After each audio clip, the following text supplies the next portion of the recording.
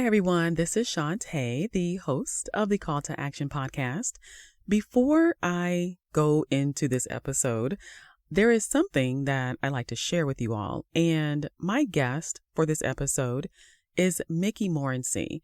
And her book, The Island Sisters, is going to be released under her full name, which is Micki Morency, on June 20th in 2023. At the time of this recording, I did not have this information, so I wanted to share it with you before the episode began. All right, so now that that is out the way, so go ahead, sit back, relax, put on your headphones, and enjoy this episode of the Call to Action podcast featuring my special guest, Micki Morency. You are listening to the Call to Action podcast, where we aim to inspire, educate, and inform entrepreneurs and self-starters on tech and tips related to navigating this ever-changing world. Hello, everyone, and thank you for tuning in to episode 49 of the Call to Action podcast. I am your host, Shantae, and today we are having a fireside chat with an upcoming author, and her name is Micki Morency. Before I bring our guest on to the show today, I have a positive mindset affirmation that I'd like to share. And here is the positive mindset affirmation for episode 49 of the Call to Action podcast. The universe is creating amazing opportunities for me. I'm going to read that one more time because that really hits home. The universe is creating amazing opportunities for me. Now, I got those from my other site, and it's called planmindfully.com. You can actually purchase your very own set of printable, positive mindset affirmation cards. I use these every day. If you follow me on Facebook, you will know I have something posted on my page. But I do use these, and they're really helpful for manifesting. And also, I use them on my desk. They're really good to have on your desk, kind of like a mini vision board that keeps you focused throughout the day. So visit planmindfully.com to learn more. If you missed episode 48 of the Call to Action podcast, as always, it is a must listen. My guests for that episode, I actually had two. I had Ken Biltz and Bambi Summers. Bambi is a published author of romance novels, and Ken is also an author. He has 3 books that he has published. In that episode, we learned about the 3 books that Ken published, as well as some useful information for entrepreneurs and writers. Take a listen to this clip from episode 48 of the Call to Action podcast. My friend in the book. So it's really worth a read. It's really good for Ken's first try. You would never believe that was the first try because it's that good. It's very professional and it's fun. Oh, good. Okay, so the book titles are, what's the first one? Hammers and Roses. Okay, and the second one was? The second one is Gift of the Fallen, Sympathy for the Devil. And the third one is the sequel to that, Gift of the Fallen, Suffer the Children. Okay. Can you give us a synopsis of what the books are about? I don't want to give away too much, but just a little. Gift of the Fallen. If you're familiar with it, you don't have to be real religious for it or anybody, because everybody's heard the tale of the fallen angels, who disobeyed God and got punished. So they're the fallen. They give a gift to a human at some point, which is to bring him back, and he was once one of them, and he ends up being an assistant to a detective in today's time. So, and she finds out that he's an actual angel. Bambi, you'd probably describe it better than me. No, this was good. That was good. I know you don't want to give away too much, so I'm not pushing you. But that was good. I'm trying to hold back on certain things, and it's hard. I can tell. Well, here's the thing, and I don't feel that I have to hold this part back because this is really important. If you want to. Again, you can hear the full episode on ctamarketing.biz. When you're there, click on podcast on the main menu to access that episode as well as past episodes. As mentioned in the intro, I have Micki Morency with me here today. And Micki was born in Haiti, and her family immigrated to the U.S. over 40 years ago. They settled in Boston, where Micki graduated high school and also college, and she worked in corporate for years before finding her calling in the field of social work. Her writings have been published in newspapers, in print magazines, and online. And she recently won a contest, and her story appeared in Writer's Digest magazine. Her debut novel, The Island Sisters, will be published in 2023 by BHC Press. How exciting! So, everyone, please join me in welcoming Micki to the show. Micki, welcome to the Call to Action podcast. How are you doing today? Well, I'm doing wonderful, and I thank you so much for having me on the show. It's been a busy week, but I've been looking forward to this interview all week. So it kind of like kept me going, knowing that there's something exciting at the end of the week. So here I am.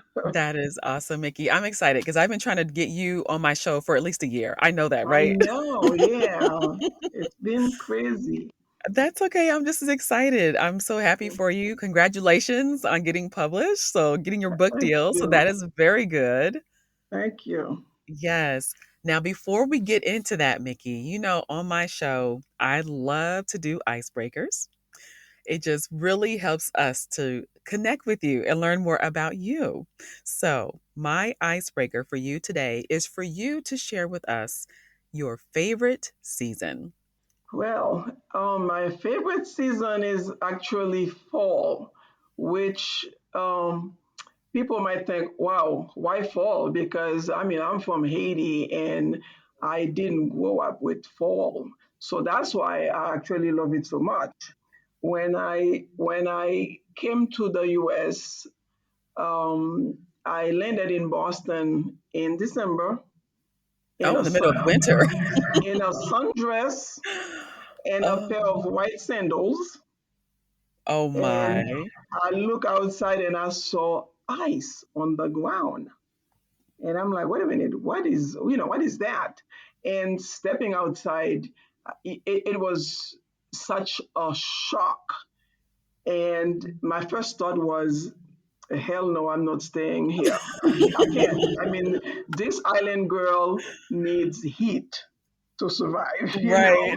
It's like the cold was so cold that I feel that it would shrivel not just my body, but like my soul, my spirit, because I'd never experienced anything like that. But, well, I mean, as life takes you places, I mean, I was a teenager and I was with my family.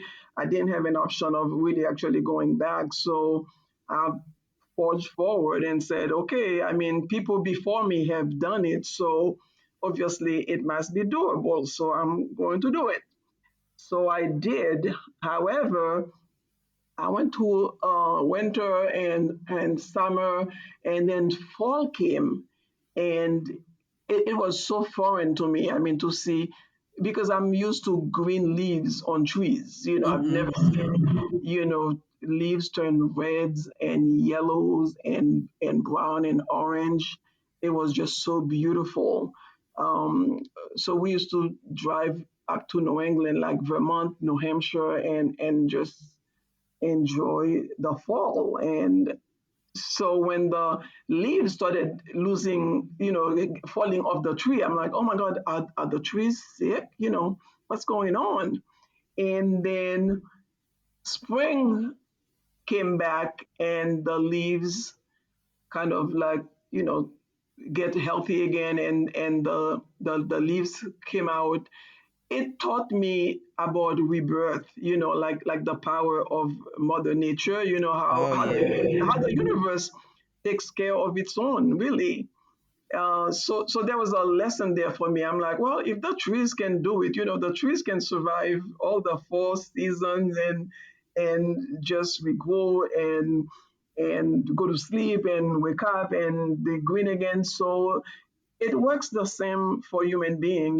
We go through different phases in life, and then these are like lessons that we learn, and that's what makes us grow into the adults that we have become. So that was a great lesson for me.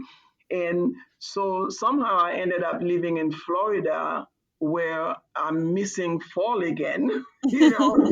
So it seems like I'm constantly chasing it. So I make it a point of traveling, to the Northeast, because I still have a lot of family members there, and I would go out there and take a drive to the fall and see the leaves, the yellows. I mean, I just think it's just beautiful. So Yeah. that's my story. And so this island girl was hot blooded and loved the heat, had actually lived in that climate, for almost a decade. And I mean, I wrote a line in my book. One of my characters from who's from Haiti made a comment like the first time she was in Chicago, and Hmm. she said to one of her girlfriends in the book, she said, "Girl, is that ice on the ground?" And she said, "Yeah, it's called snow." And she said, "In my country, ice are used on dead people or in drinks to keep it nice and cool." That was, I don't know where that came from. It just popped in my head as I was writing it, because perhaps that's what I thought when I landed. Like, what is ice doing on the ground? I mean, it should be on dead people, to keep them, and or you put it in a glass of lemonade or something. So I thought that was funny.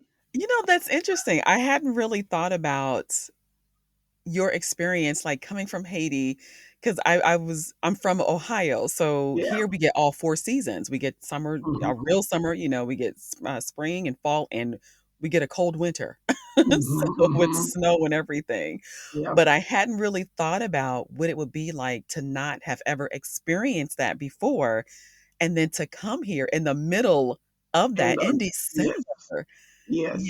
and coming from that beautiful warm climate in Haiti, and then coming over here where it's I know, cold. That especially, would I be a mean, shock. yeah, in December, Haiti is it's not as hot as, of course, July and August, and so but I had my little sundress on. It was cute, and my white sandals, but people were staring at me on the plane, like the American people, but I didn't know why. I thought they were staring because I'm cute, right?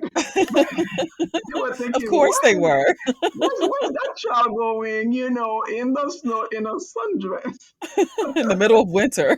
in the middle of winter with white sandals. So that was funny. So Oh, I would wow. tell that story. Yeah.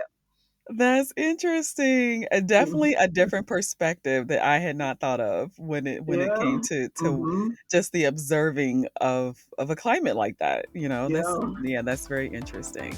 So, Mickey, you mentioned Island Girls. Hmm. So, tell us about your book. That's the one that's getting published, right? That is correct. The Island Sisters, it's called. Okay. It's the story of four island women, and it's a story about friendship and how women use friendship to help them navigate life. I mean, particularly, these are women who actually came from different islands, and they met in college in the US, and they forged this unbreakable friendship because they realized that they shared um, a lot of similar values and culture, and they also shared some dark secrets, from their childhood. So they forged this friendship that spanned a period of almost 10 years, So some of them, graduated college, and I mean, they struggle and had to overcome a lot.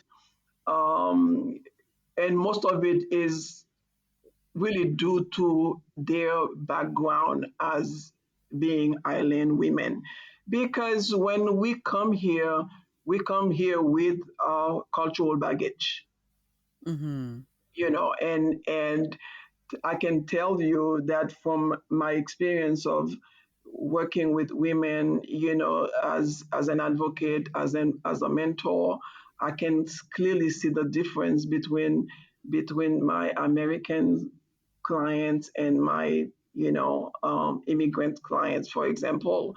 I mean, they approach problems and struggles in a totally different way. Um, I mean, I noticed that, a lot of things that happen in our lives are informed by our childhood and what we had learned growing up. And it affects the way we make decisions for our careers, our relationships, our marriage, the way we parent our children here.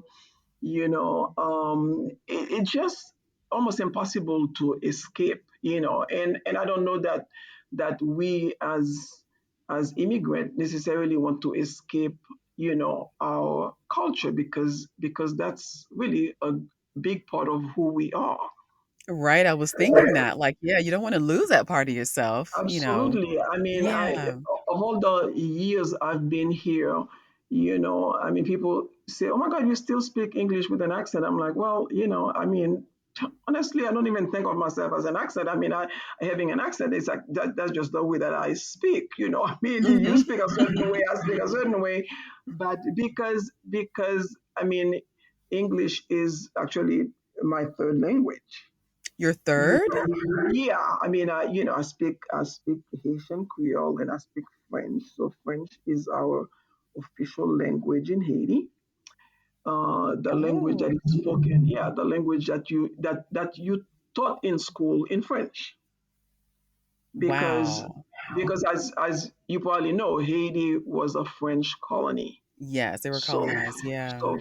French is our official language, and then we have Creole. So you will find, Shante, that every Haitian speaks Creole. Every Haitian speaks Creole, but not every Haitian speaks French. I mean, people who have gone to school, people who work in government, would speak French because that's the language that, the country is run by pretty much, officially. So I came into English with already speaking two other languages. So and Wow. then and then having lived in in Boston, there was a time I had like a little Boston accent going on, and then I'm in Florida. It's like sometimes people say, "Gee, I detect a little Floridian accent." I'm like, okay, so it's like a melting pot, but it's very important to me because I live in a community with a lot of Haitian, so I don't want to lose that. I mean, when we get together, like we speak our language, we eat our food, I mean, we immerse ourselves in what's kind of like typically Haitian for us. Because I don't want to lose that, and I wanted to like introduce my children who were born here that identify very strongly as being, Haitian American. They I want them to also know like where I came from. Yeah, I think that's important. Yeah. Yeah. So that's basically, what the book is about.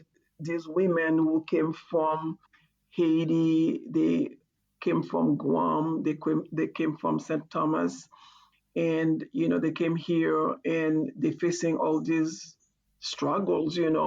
And it's fascinating to see how even though they all island women, but I mean, even coming from like different islands, even within the same island, where they from different social economic class, they look at things with different lenses as well.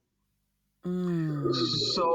So I think, I mean, this is a book that I really wanted to write for a lot of reasons that, we can go into, but I think when it's all said and done, it's a book that the reader I believe will live with a lot that he or she may not have known before about life in on the islands, and then what it's like to leave home and come here and try to make another life while you're still dealing with all the things that make you really who you are. Okay, so Micki, as far as the characters, the Hmm. Island Sisters, are these based off people that you know, or is it it's another type of inspiration? Well, honestly, they are based on people that I know. And I find in the writing community, if you talk to writers, authors, whatever, and we want to be honest about it, you will find people, characteristic of people that we know, that we interact with, people in our families. I mean, so yeah, but I really was inspired, Chante, by a friend of mine who had called me one time, and she was going through a very hard time in her relationship, and it was abusive, it was physical, it was I was very concerned for her safety and her life. And then after talking to her, I realized, wait a minute, like last month I was talking to another friend who was kind of like going through something similar, and I'm like, well, there's a pattern there. And then of course with my experience of working with women, empowering them, sharing my story with them. Now I have to say that very importantly, that I personally have never been in an abusive relationship, but I work with women coming from abusive relationship where they had to leave for their safety, and then my job was to work with them and teach them, how to make a better decision, healthier, decision for themselves and their children, and point them to where the resources are, and just provide support. So the book is a combination of a whole bunch of women that I've known, and I think a lot of women will like recognize themselves, in the book. I mean, because at some point in our lives, we all deal with struggles and decision that we make that we're not sure is the right decision, but at the time that's the decision that we make, and sometimes we have to live with the consequences later. But I mean, I learned also how difficult it is, for women to extricate themselves from relationships that are unhealthy, particularly when you have children, and then when you have the element of the person coming in from another country again, and they're trying to assimilate. Sometimes they don't speak the language. Sometimes they don't drive. Sometimes they just don't know where to go. So so all of these factors like play a role, into like what decision they make at the time for them. And so people need to understand that I mean, people don't necessarily stay because they want to stay, but it's because it's just very hard to make another decision at the time. Right, just because of the position that they're in, they're pretty much needing that person that Absolutely. is assisting them. I'm thinking, especially if they're Mm-hmm. coming from another country and Mm-hmm. trying to get settled into America and Yeah. Well, all that goes I mean, along with in that. my book, Yeah. I even touch on immigration. Shante, I have one of my characters. I mean, she came from Haiti, so she kind of like had to depend on the mate, on her husband, because he was the one who was going to get her the papers to be legal. So all of these factors come into play. Mm. So that a lot of people won't understand. I mean, if you're born here in this country, you don't know anything about immigration. Trust me, because Right. No, I don't. I'm learning my from you daughters are, today. I know my daughters are born here and they have zero clue. 'Cause that's something else that I do in my community. I actually volunteer with immigration attorneys in my community, and I help, with the Haitian community. I translate, I write declarations. I so when I try to explain it to my American-born children, and they're like, "What? So what's immigration? What exactly do they do? I mean, why do they have to do that?" And so because if you're born here, you have zero dealing ever with immigration. Yeah. So you don't know. So well, it's in my book because when you writing about people coming from the outside, it comes up sometimes. I was actually lucky that my parents, we all came on a plane legally because my parents came on work visas. They were Mhm. employer sponsored. So we came legally, so we were able to go to school right away. But a lot of people, that's not the way it worked. I mean, they have to really work hard to become, to get all the necessary documents that they need to really be fully assimilated and get access to everything this country has to offer. You've been writing this book, and you're volunteering and you're working a full-time job. Did I hear you say that in our first conversation that we had?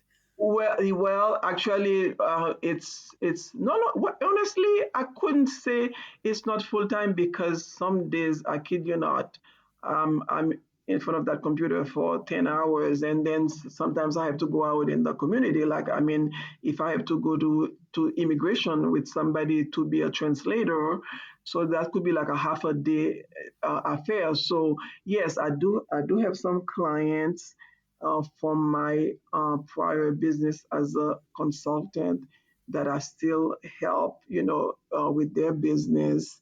And then I'm on three boards of directors. I have to tell you that. Oh, Um, wow.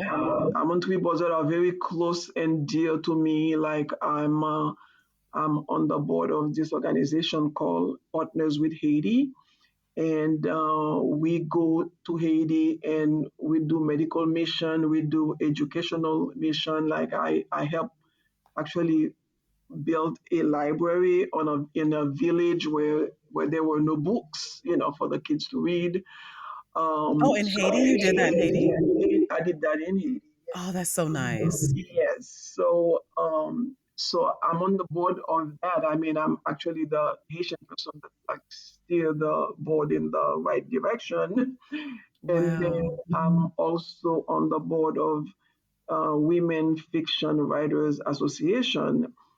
I'm not just a member. I was recently voted vice president of diversity and inclusion for that organization, which is almost 2,000 plus member organization. Congratulations on that too. That's Thank good. you. It is a volunteer position, but I mean, I work just as hard.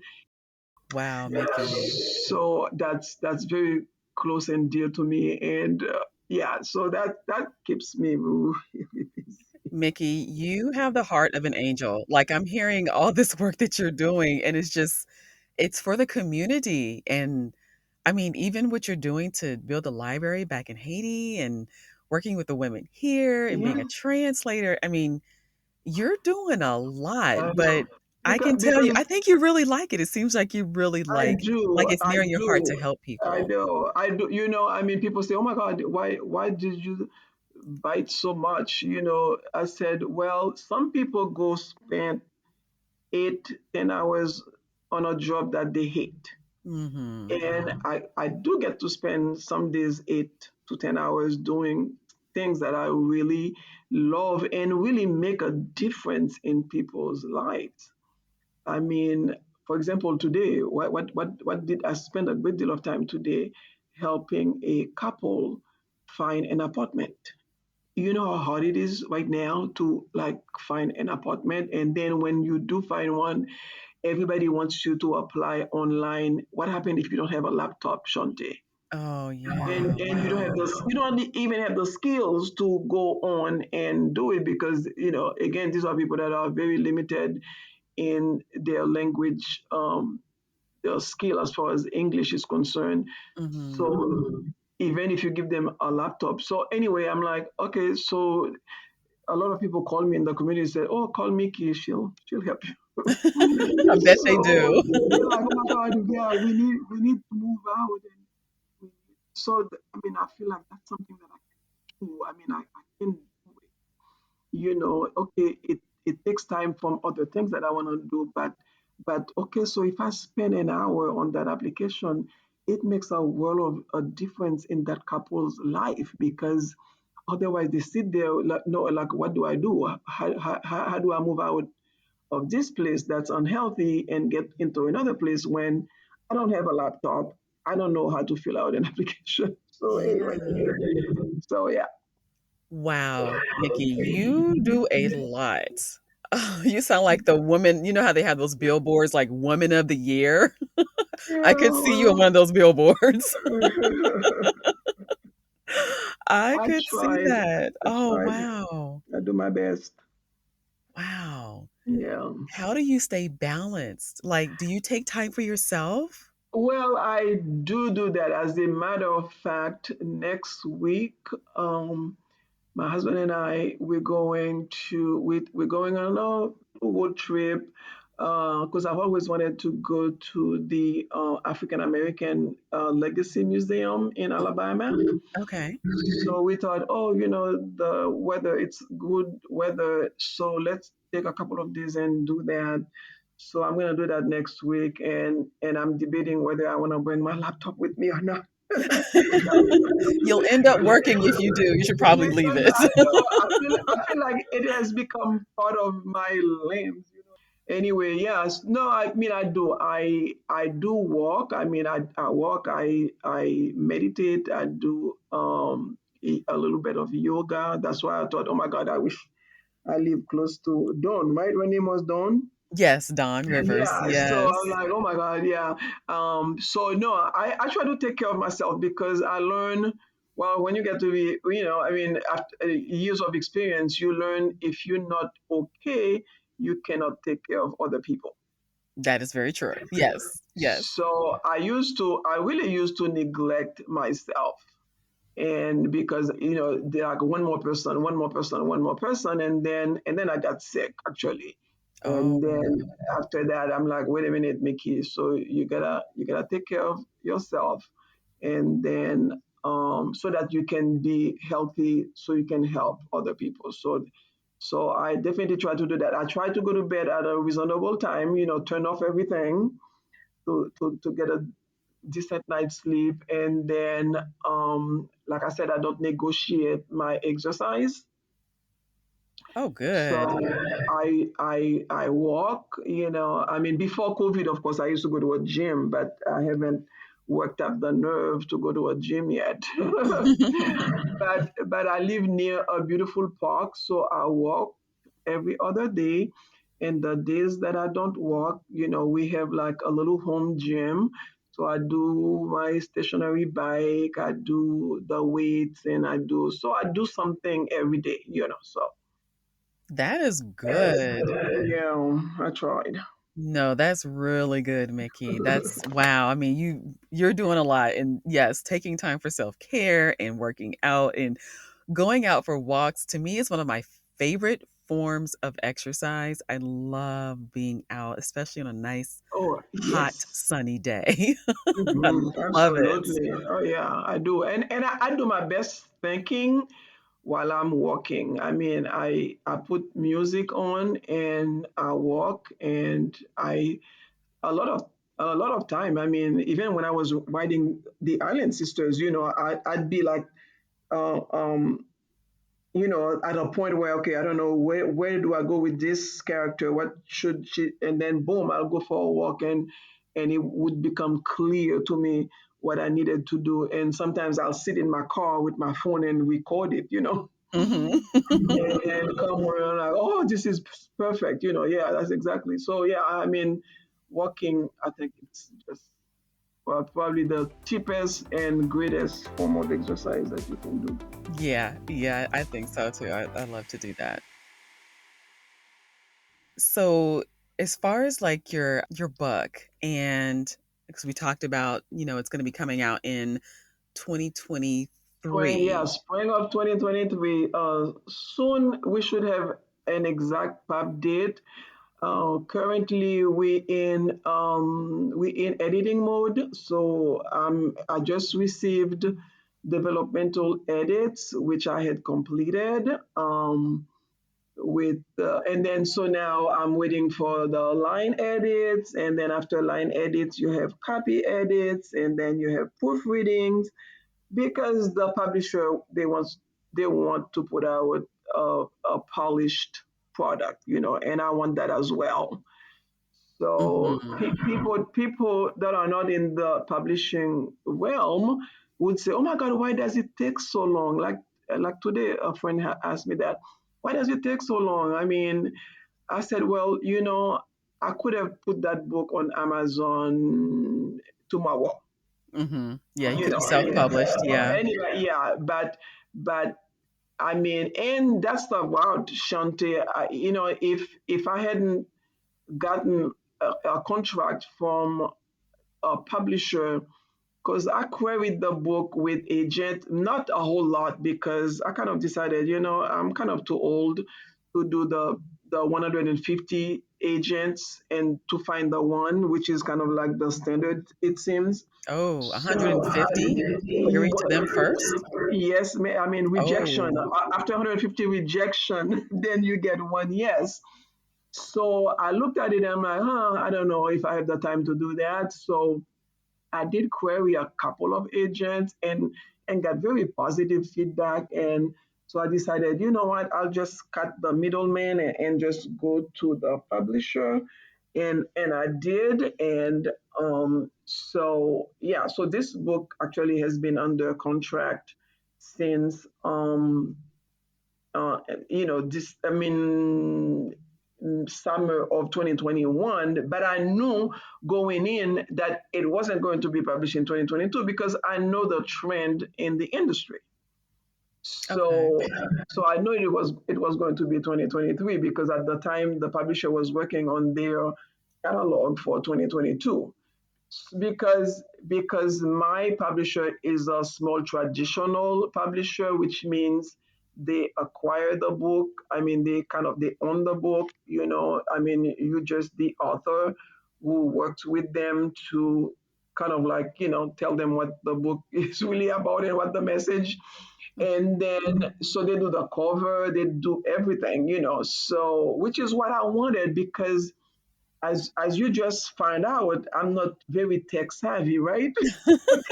We're not going to talk about that, Mickey. That's between us.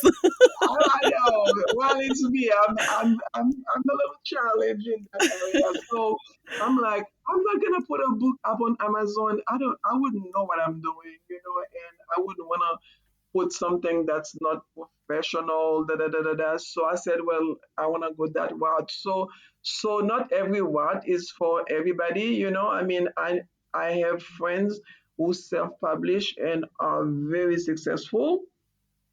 They're Hmm. selling a lot of books because they know how to do it. They Yeah. know how to put it together. They know how to get their covers. They know how to do everything, get their ISBN number, da da da da. Da. I don't want to spend my time doing that. I would prefer to spend my time writing. So, and let somebody else do all that work.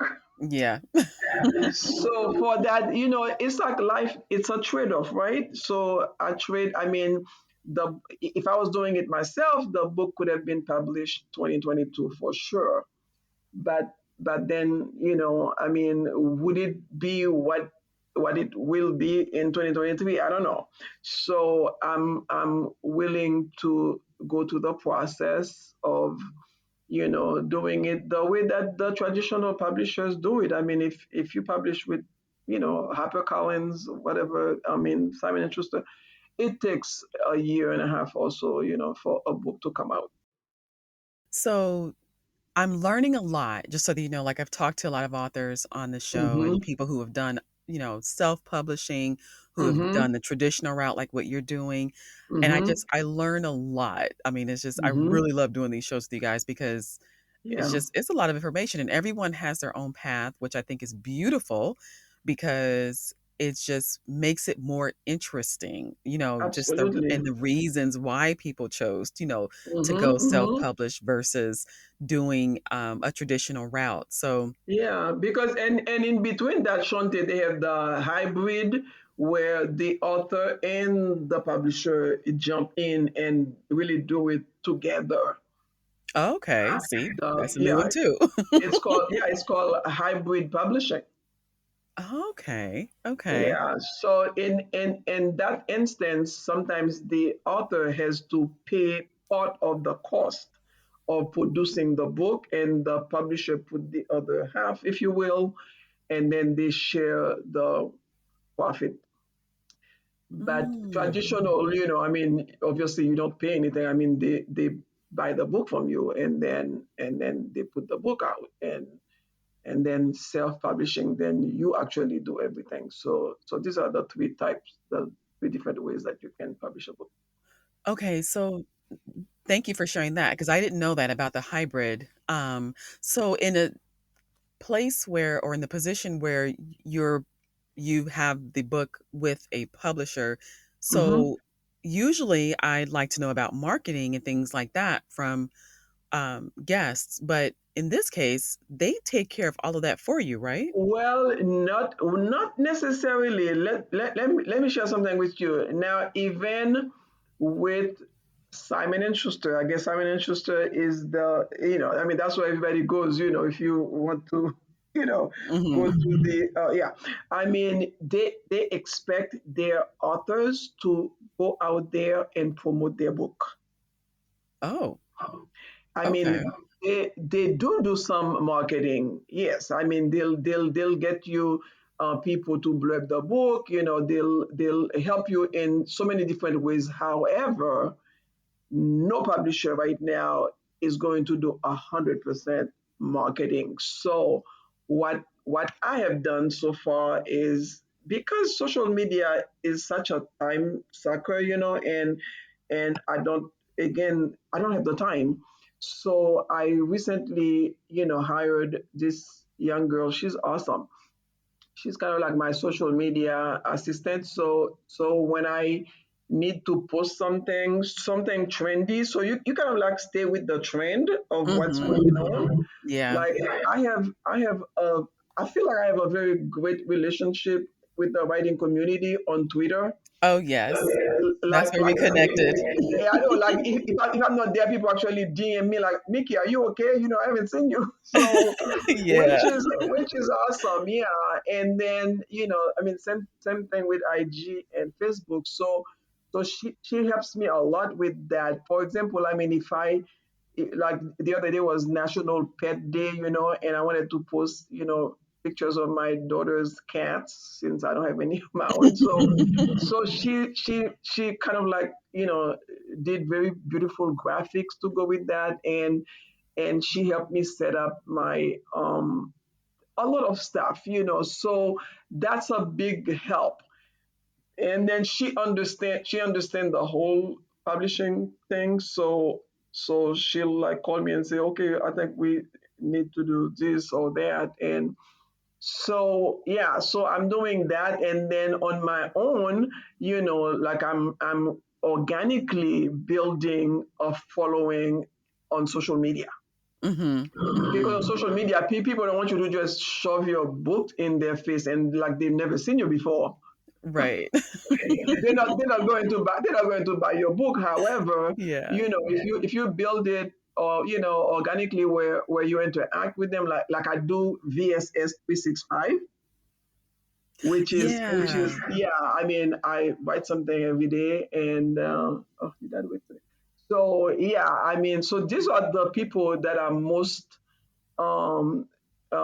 have connected with, and some of them know about my book. They ask questions. I mean, so yeah. I mean, you kind of like need to build. For example, I'm building up a mailing list, and so that pre-launch, I let people know what's going on with the book, what stage I'm at, and then when the before the book comes out, like the pre-launch, that's when you want people to like pre-order. I mean, that's what really brings your numbers up, right? Yeah, Yeah. yeah, So I've heard that. I'm learning a lot. I'm learning a lot, and then so my young assistant is very good too. She does the research and she'll tell me what it is that I need to do. So yeah, so to answer your questions, yeah, I mean your traditional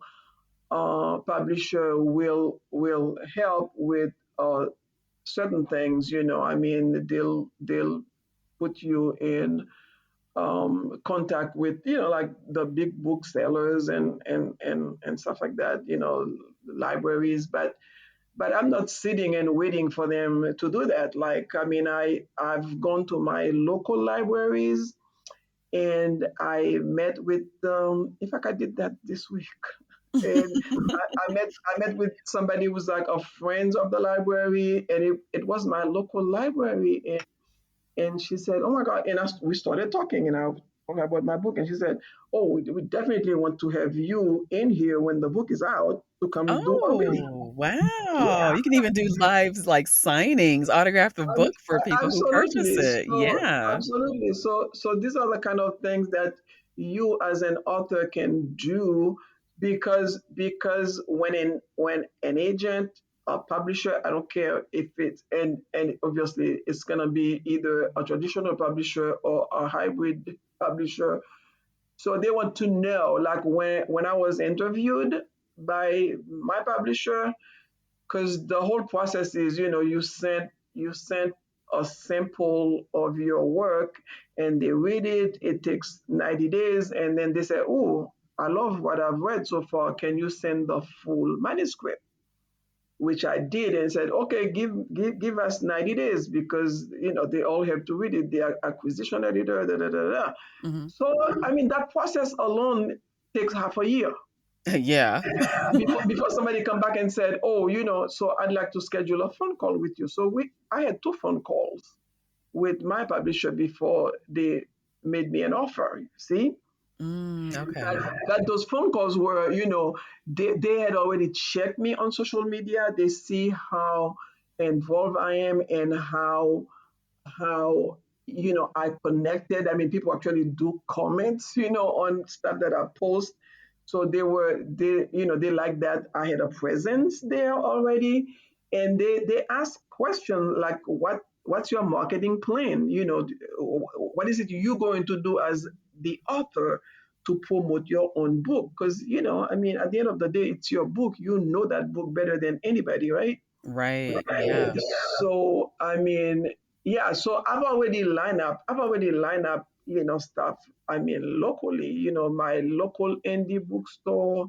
I mean, I'm very friendly with them. I mean, I go to a lot of events there. I go to other authors signing. So there's a lot that you can do, to build up a platform so that when the book comes out, you're not like scrambling, like, okay, so what do I do with these books now? Right. So yeah, so that's what I'm working. So that's why, trust me. I mean, to me, 2023 is fast approaching, right?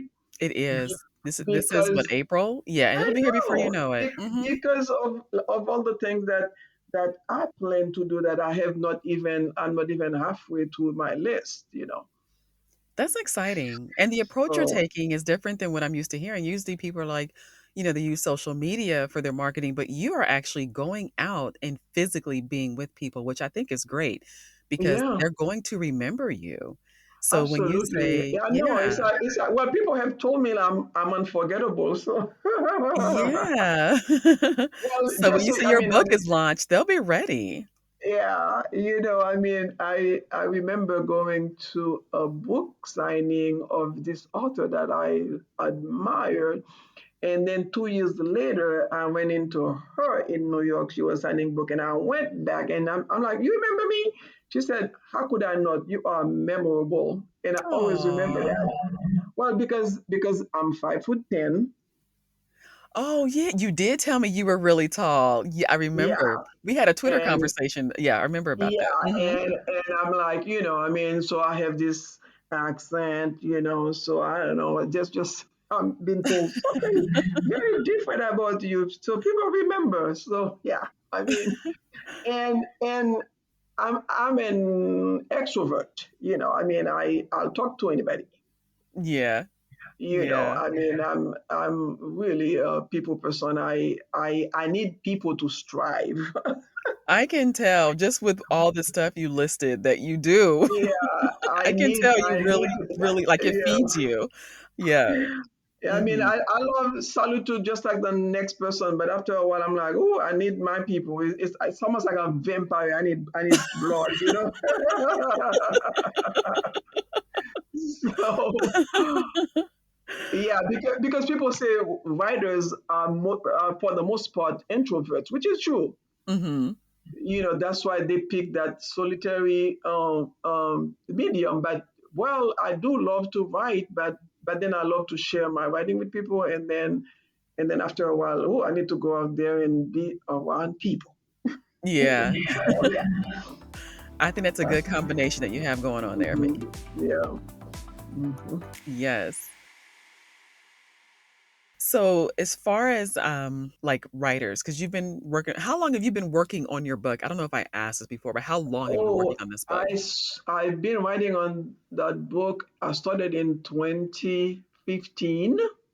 Okay. Oh, wow. Yeah, 2015. which is again not a long. It may sound like a long time to the average person, but Mhm. it's not. Other people like 10, 12 years, and then, well, because Shante, when I first started, I had never written a full length book before. I mean, I've written articles and short stories, right? Mhm. What I mean, I thought I knew how to write a book, so I just launched into it because I had my friend's story that was kind of like niggling at me, like I needed to write it.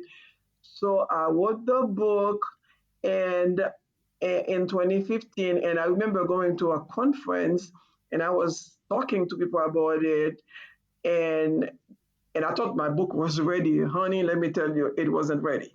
Mm. It was not ready. So I had to go back home, take this book apart because I didn't know what I was doing. So I decided to take a writing class. Okay. So I took a class with the National Institute of Writers, and it was like go at your own pace, but I mean, I was determined. I did it in like 6 months, and I remember my instructor. It was online. I Mhm. remember my instructor saying, "Oh my God, you really can write, and you have a unique voice, and you are going to be published." Wow. Yes, he said that after my second assignment. That is good to hear. Because Yeah. yeah, my first assignment was like to write a little bit about you, so I did that, and then the second assignment is like, they give you something to, and he said, I have no doubt that you're going to be published. And so I did that, and then I started reading a lot of books on the writing craft, right? Mhm. And then I became a member of that wonderful organization, Women Fiction Writers Organization, where I mean they have a lot of supporting members. They have a lot of webinars, workshops. They all, you know, um, uh, set up to help you better your craft as a writer. So I went back and took that book apart, and it's the same story, but I had to rewrite it. So yeah, that book had gone to several revision, that I've done on my own, and so I'm very, pleased with it, in that in the end I never had the book professionally edited. I Okay. was I was so confident in the book that I'm like, okay, I'm just going to shop it out, And to my great surprise, I mean, my publisher, when they start doing their developmental edit, they said, "Oh my God, your manuscript is in very good shape to start." Wow, that's good. Yeah, so I was able to do the developmental edit in like, ooh, almost no time. I mean, I was like, getting very antsy about, oh my God, because you hear authors said, oh my God, I'm waiting for these editorial notes, and I'm like cringing and losing sleep because sometimes it's a lot. Well, I was surprised that it wasn't a whole as much as I thought it was going to be. So that was really That's really good, and good. people like I said, I learn a lot. People have different stories of how they did their book, Yeah. and it sounds like you learned from the first time when you I learned thought it from was the ready, first you're time. like, I was "Wait, like, let oh me my take God, this I'm back." like so embarrassed. I'm like so embarrassed that I even like told people about the book, what I had envisioned, how I had written the book in like four sections. It's like it was like four separate books. I mean, and I didn't know. I really didn't know. I thought I knew, but I didn't know. So But you know what? It was a first step, to me, it's like that was a absolutely, learning experience, and if you yeah, hadn't gone through that, who's to say yeah. where you be now? So, I think Hmm. it's all good. I think it really Yeah, is. Yeah. it's a process, and there's always room for improvement. I mean, obviously. Yeah, yeah, but the Yeah, key is to keep going like you did, yeah, and here you are hmm, published, having your book released yeah, in 2023, so it was all worth yeah. it. I know. Yeah, I'm excited. Yeah. So Yeah. as far as like other authors that are upcoming or Hmm. aspiring authors, what advice do you have for them? I mean, it sounds like you got a lesson from yourself of what you did with your release of your first book, but what advice do you have for any upcoming authors? Well, I tell you, there were days, Shanti, where I'm like, "Oh, why am I doing this? I just need to put this thing aside, go on with my life. I mean, but then this little voice tell me, don't give up. And then people have told me. I mean, I've been to many conferences, and people would share their stories with me. Said, well, whatever it is, don't give up. You have a unique story to tell. So, I mean, my advice to new writers would be, trust me, there are days where you're going to question yourself, like, can I really do this? Well, know that you can, because you had already taken the steps to do it. So something in you is telling you that I can do this. I can tell that story. I have a story to tell. So my big thing would be, don't give up, because that's the advice that was given to me, that I heeded, and so I'm here today. And personally, I use the three P's, which is patience. You need to have patience, Shante, in Oh this yeah. business, Mhm. because just even stories, short stories. You send a short story, I would it takes 3 to 4 months before you hear back from the editor. Wow, really? Yeah, well, it depends on the magazine. I mean, it takes a long time. So you Yeah. need patience, and you need to have a passion. I mean, don't be writing because, I don't know. I mean, I know why I write, because I have a passion. I love to tell stories. I'm a Mhm. talker. When we go somewhere socially, my husband has to literally pull me out of the room, like, okay, we need to go home now. So, I mean, you kind of like have to have a passion for what you're doing. Okay. So that's the first, that's the second P. It's patience, passion, and perseverance. Perseverance, okay. Because it's there are days where self-doubt is like your worst enemy. Yeah. Wow, yeah. And you need to banish it. I mean, so some days really I ask myself, like, oh my God, now, I mean, this is very ambitious of me. Like, I want to write a book, in a language that's not, or not even my language. I don't know, but I mean, it has become language, right? Mhm. So all of these things, play in your mind. And then I would go read books written by a lot of foreigners that I know that are New York Times bestseller book, right? I'm like, well, if they can do it, then I can do You it. can do it too. That's right. That's right.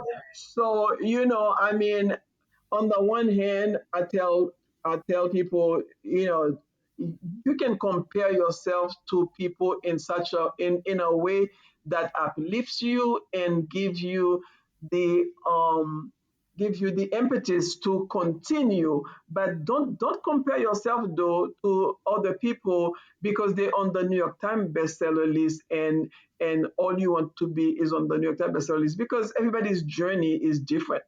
That is very true. Wow. That alone is good advice. That is so true. Yeah, Everyone's journey is because different. I Yes. know I know a lot of great authors with with dozens of books, like a lot more than that, and they never made it to the New York Times bestseller, but they're very successful. They're very accomplished. They're very happy. Mhm. And then you have somebody, come out with a book and hit the New York Times bestseller. Well, that's their luck, and I'm very happy for them. But that's not what I mean, it's not like, my goodness, who would want to be on the New York Times bestseller? You know what I mean? But what that's not why I started to write. I mean, when I started to write, I honestly, I didn't even know like the New York Times bestseller. Like, okay, well, I just know that I had this story that I wanted to tell. And if I don't make it to the New York Times bestseller, if I don't make it to any big list, it's okay. It's okay. Yeah. But I've told my stories, and hopefully it resonates with somebody. I mean, it will not resonate with everybody. I mean, and here's something else. We authors need to understand, you're going to have some crappy reviews. You have to have some crappy reviews. So some of my friends said, "Oh, I just don't read my reviews. That's how I keep my sanity." So maybe that's good advice. I don't know what I'm gonna do yet when I start getting reviews. We'll see. But Maybe not take it personally. How's that? exactly. Don't take it personally, because and I know that I won't, because in my life I have had to shrug off so much, as you can imagine. I mean, coming here with all the different um like check marks Mhm. next to me, Yeah. as this and that, and I had to navigate through a lot, to make it to where I am today. So I have good practice in kind of like pretend like I don't see what you're doing, I don't see what you're saying, because I have my tunnel vision on. All I see is my goal. Mhm. Mhm. Is the goal that I want to accomplish. So I don't let anything stand in my way. So I would tell no writers, um, don't give up because you start writing because of a reason. Yeah. So continue to do it. I mean, work on your craft. There's a lot of craft books out there that are really good. And then, go to local conferences. You don't have to spend a lot of money. There are a lot of local writing conferences that you can go to and meet other people. I find writers to be a very generous group of people. People will volunteer, said, "Oh, I'll better read your manuscript for you if you want to." Yeah. They I've don't even noticed ask that you to. too. They don't even ask you to read theirs. It's Yeah. like, "Oh well, I'll read yours." So they're like, "Yeah, I mean, I can help you with this. I can help you with that." And so, yeah, I mean, don't kind of like write in a vacuum. So, you kind of like have to. I know some people are like introvert and they don't like to go out there, but if you're writing a book and you want the public to know about it, you kind of like have to go out in the public. Yeah. Yeah. People have to know about it. Yep. Yeah, Mhm. uh-huh. Yeah. Because back in the days, the days of horse and buggies. I mean, so somebody like, I mean, people used to write. books on typewriters and tie it with a piece of sign and then mail it, and it takes like 6 months to get to the publisher or whatever. And then Whoa, you went so way back, Mickey. you know, you didn't have to do anything, I mean, but this is a different time. So you kind of like have to go out there because people like to buy books of people that they feel they know or something. Yes, Yeah. yes, and when you like what you're doing, I'm sure everyone feels like they know Mickey because you Yeah. are connected in the I, community so I deeply. I know. So, which is something I've honestly started doing even before the book. That's truly my nature. I mean, I reach out. I said to my husband, I mean, stop me if I'm making new friends because I have enough. I have enough. But I mean, I don't know. I just me. Such a sweet person, Mickey. Yeah. So anyway, yeah, that's what I would tell people. I mean, and every story is. I don't know. I don't really care if you write a story of a topic that's already been written because honestly there's only so many topics out there, right? Mhm. So but it's what you bringing to it. It's like my book is about friendship, my book is about overcoming, my book is about women going through abuse. It's all been done, but perhaps it hasn't been done the way that I've done it. Yeah, the way that you tell the story, The way that adding I your tell the own stories, I flavor mean, to it. my Mhm. yeah, my characters are different. My characters are from different places. My book will take the readers to Haiti. It will take the reader to St. Thomas, to Guam, to different settings, to places perhaps they have never been, and that's the kind of book that I personally love to read. I love to read a book that teaches me something that I didn't know before, Yeah, and take me to a place that I may never actually go to. So I hope my reader will find something meaningful and will learn something that he or she didn't know about in reading my book. awesome, awesome. You gotta keep me up to date on when the book gets published so we I can make will. You sure. know what you need to do, sweetie? Go on my website and sign up for my mailing list. I I'm going to will. share. Mhm. And it's so funny. I tell people, trust me, I'm too busy to be flooding people's inbox with junk. Okay, I'm only trust me.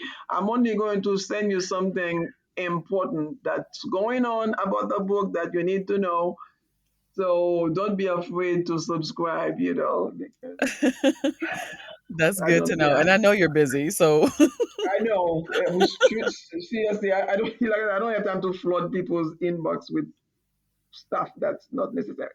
So awesome. yeah, so that's one way of kind of like keeping in touch with what's going on and where we at and when it's coming out. Yeah. Alrighty. Definitely Mhm. sounds good. Okay, so Mickey, share with us your contact information so they can find you. The Okay. listeners can find you on social, your Sure. website, and all that cool stuff. Of course. So my website is www.micki Morency Morency.com, and I'm on Facebook as Micki Bertolo Morency, and on Instagram at Micki Morency 3588, and on Twitter at Micki Morency. So in other words, anybody who Google my name, actually my name is Googleable. That's a So word. because I know, because I Googled my name, I'm like, oh my God, yeah, some of the stories that I had published would come up on Google. Oh, that's always good. And yeah, Yeah. and my website. And so yeah, anybody Google Micki Morency, I mean, it will pretty much direct you to my social media handles and stuff like that. Yeah. That's awesome. Also, Micki, I'm going to post your links on the page Okay. on ctamarketing.biz with this Hmm. podcast so they can listen to you, learn about you, and then also find you on social. Oh, wonderful. Thank you so much. No, thank you. This has definitely been a pleasure. I'm so glad that I finally got you on my show. I know, me too. Me too. Yes, thank you Yeah. so much. It's definitely been a pleasure. I really, really enjoyed our conversation. It's just, Well, I'm glad I enjoy our conversation as well. yes, yes. I was definitely excited to have you. Again, I'm really glad that you did the show with me. And as always, I learned something and I just think it's great. I'm definitely the takeaway for today are those three P's: the Mhm. patience, passion, and perseverance. Yeah. That can be applied to anything. These are my three That's P's. a I life know. lesson type thing. Absolutely. Absolutely. Yeah. I mean, I agree. I agree. Hmm. I've used them throughout my life, you know. Yeah, yeah, So, yeah. I could see that in anything. That's definitely something that can be applied to any part of your life. absolutely. Yeah. Yeah, yeah, very good. All right, well, Micki, again, I want to thank you, and again, just for being a guest on the show and for sharing your story, Of and course. yeah, and sharing with us that your book is going to be coming out in 2023. So I'm excited Hmm. for you for that. And when that gets released, you're going to have it on Amazon, right? Or would it Oh, be in? absolutely. Okay. Okay. Yeah. Okay, Hmm. cool. So I'll make sure I'll update the page with that too when that gets released. So I'll have that available Okay. so people Thank can find you. it. Yeah, we want to Yeah. have it as many places as possible. Of So, course. Of mhm. course. Yes. Well, listen, I want to thank your listeners. Okay, I appreciate you guys because I mean we need listeners, right? Yes. To Yes. hear what we have to say. Otherwise, we're talking in the void, and they might call the people with the white jacket, you know. No, everyone wins. The listeners win because they're learning from the guests, and it's just a good thing all around. A good thing all Of around. course, yeah. Yeah. All right. So before we All come right, to my dear. oh no, go ahead. No, I was gonna say, so you have a wonderful evening. Thank you. You too. You too. Just have a few last words before we wrap up the show. Okay. Yeah, and I do want to just mention two of my favorite podcasters. One is Mm-hmm. York Campbell, and he is the creator of the Poetic Earthlings podcast. And you can hear his Mm-hmm. podcast at poeticearthlings.com. Also, if you hear his podcast, you will hear a familiar voice in some of his episodes because I have done some voice acting with York. I guess it's acting. I don't know if it's acting, but a voice talent. I should say that. I've done some voice work on his podcast. So check him out when you get a chance. And then Wonderful. also, I will. yeah, yeah, it's really fun. He has a Mm-hmm. like a scientific or science fiction. How about this? A Mm-hmm. science Okay. fiction Okay. podcast. So it's really fun to Mm-hmm. listen to. And then also Tiffany Lewis, who is the host of the Beta Reader Bits podcast. And this is new. This is her first season and she did a really good job. So she's available at betareaderbits.podbean.com. And then for everyone else, I want to remind everyone to visit planmindfully.com to get your printable positive mindset affirmation cards. And just so that you know, when you affirm something, you begin to stir the energies of the universe into action. And these cards are a tool to help you to bring positive changes into your life. And finally, to all of the authors, the entrepreneurs, self starters, and everyone who is doing their own thing, remember the code. The journey begins when you take the first step. Courage, optimism, determination, and enthusiasm are the tools that will help you along the way. Until next time. Thank you for joining me on this episode of the Call to Action podcast. Make sure to visit me at ctamarketing.biz. There you can find articles for entrepreneurs and self-starters on tech and tips related to navigating this ever-changing world. Until next time.